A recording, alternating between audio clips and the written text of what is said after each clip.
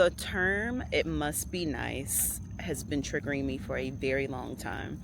And I was compelled to talk about it after watching an episode of My 600-Pound Life. There was this couple, they were both on a weight loss journey, right?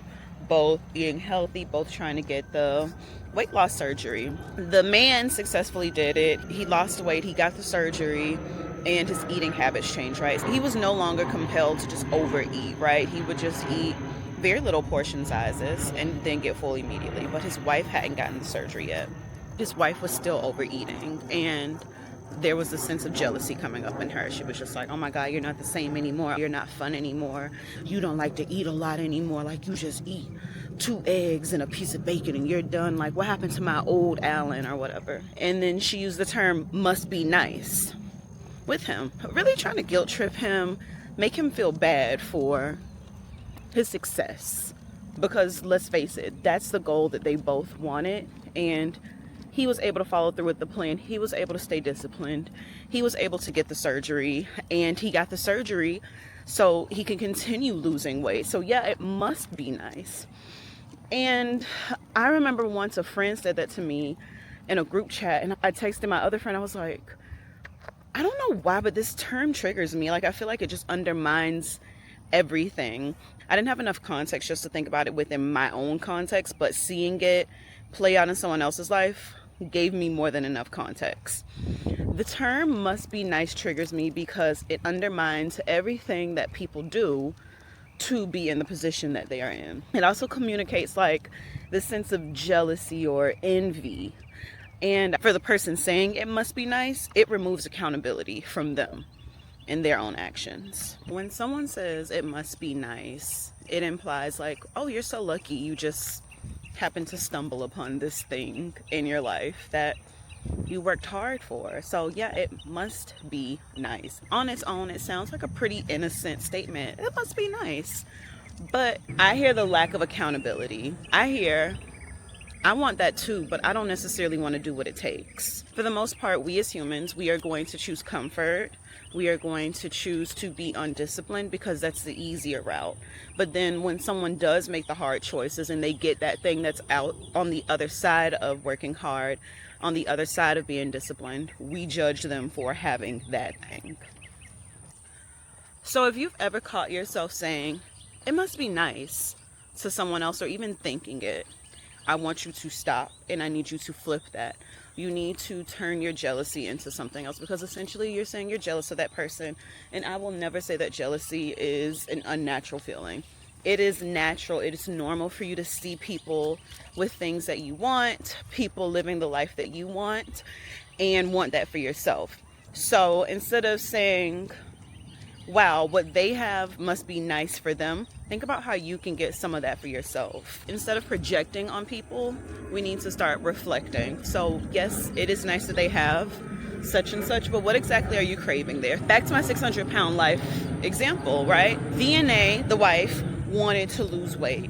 She craved that weight loss. She craved that little appetite that Alan had, but she wasn't willing to work past the things that she had to work through, all of her emotional triggers and her desires to eat carby, sweet foods. Like, I mean, who doesn't? Like, we all love it.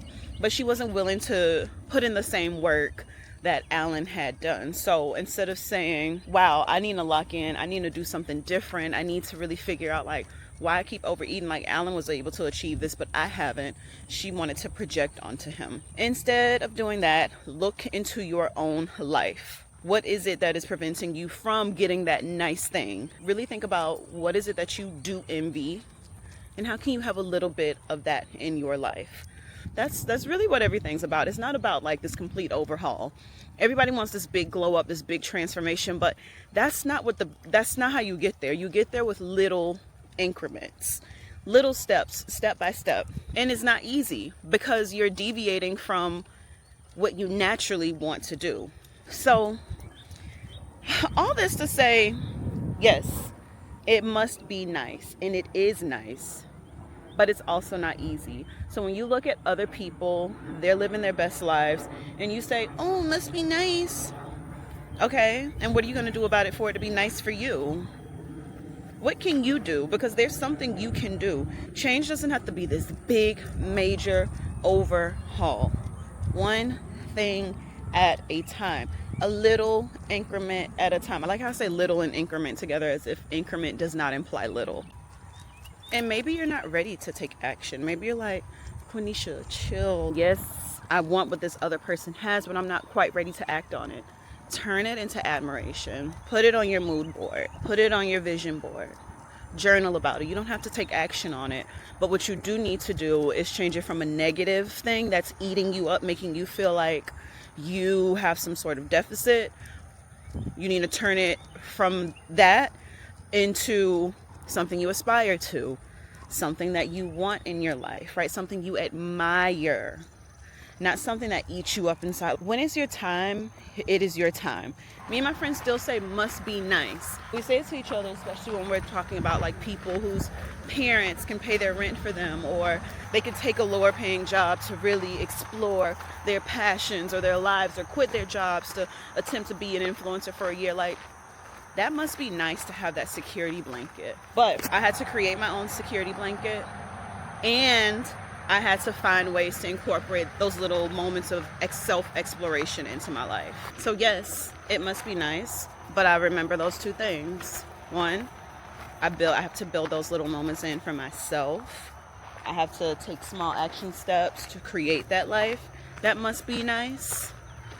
And two, it wasn't my time to have those things. It just wasn't my time. You could take anything in your life and blame it on somebody else. That's being a coward. That's being a coward, and it's taking the easy route. You have to get to a point in your life where you understand that things aren't your fault, but they are your problem. Do I have a sweat stash? Things are not your fault, but they are your problem. So now how am I going to solve it?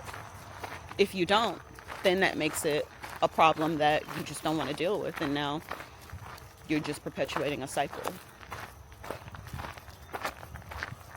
So I think I'm going to try to close it out here. When you see other people living the life that you want, having the things that you want, having the values, the qualities, the traits that you want, yes, it is nice to see that.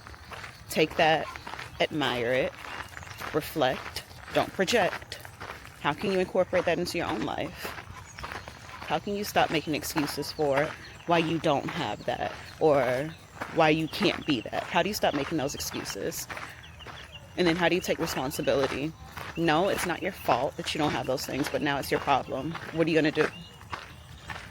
If I have anything else to say as I'm editing this, I'll put it in a pinned comment below. Let me know what you think about this topic. And if you aren't subscribed already, be sure to subscribe. Bye.